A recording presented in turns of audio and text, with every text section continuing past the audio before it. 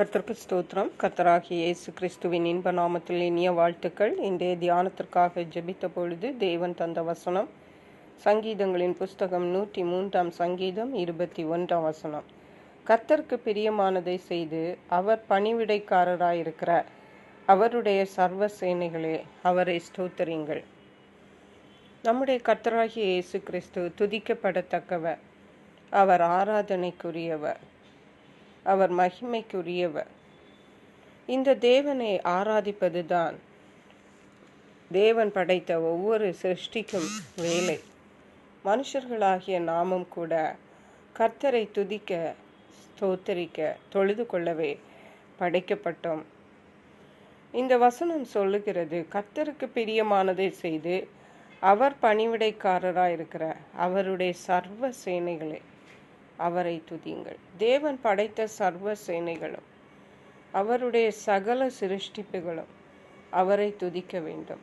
அப்படி இருக்கும் பொழுது மனிதர்களாகிய நாம், அவருடைய சாயலில் படைக்கப்பட்ட மனிதர்களாகிய நாம் அவரை துதிப்பது எவ்வளவு அதிகமாய் தேவைப்படுகிறது என்பதை நாம் உணர்ந்து கொள்ள வேண்டும்.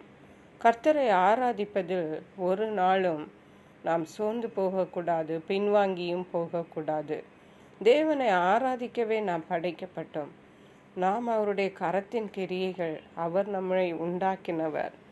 22 வசனம் சொல்லுகிறது, கர்த்தர் ஆளுகிற எவ்விடங்களிலும் உள்ள அவருடைய சகல கிரியைகளே அவரை ஸ்தோத்தரிங்கள். என் ஆத்துமாவே கர்த்தரை ஸ்தோத்தரி. தேவனுடைய ஆட்சிக்குட்பட்ட இடங்களில் உள்ள சகல கிரியைகள், அவருடைய ஆட்சி, வானமும் பூமி எல்லாமே அவருடைய ஆட்சி தான். அப்படியானால் அவை இந்த வானம் பூமி எங்கும் உள்ள இந்த அண்ட சராசரத்தில் இருக்கிற அத்தனை கிரியைகளும் அத்தனை சிருஷ்டிப்பு தேவனை துதிக்க வேண்டும், ஆராதிக்க வேண்டும் என்று சொல்லப்பட்டிருக்கிறது. அருமையான கர்த்தருடைய பிள்ளைகளே, இன்றைக்கு நாம் சபைக்கு சென்று கர்த்தரை ஆராதிப்பதிலே முக்கியத்துவம் கொடுப்போம். தேவனுக்கு பிரியமானபடி பரிசுத்தமான ஆராதனை செய்து கர்த்தரை மகிழ பண்ணுவோம். அதற்கேற்ற கிருபைகளை தேவன் நமக்கு தந்தருளுவாராக. ஜெபிப்போம்.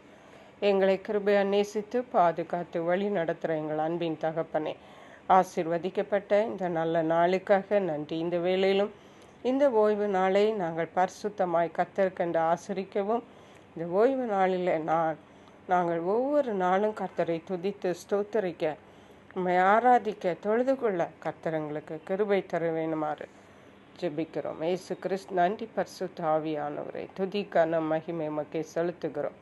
மீட்பரும் இரட்சகருமாகிய இயேசு கிறிஸ்துவின் இன்ப நாமத்தில் ஜெபிக்கிறோம் எங்கள் அன்புள்ள பரமபிதாவே.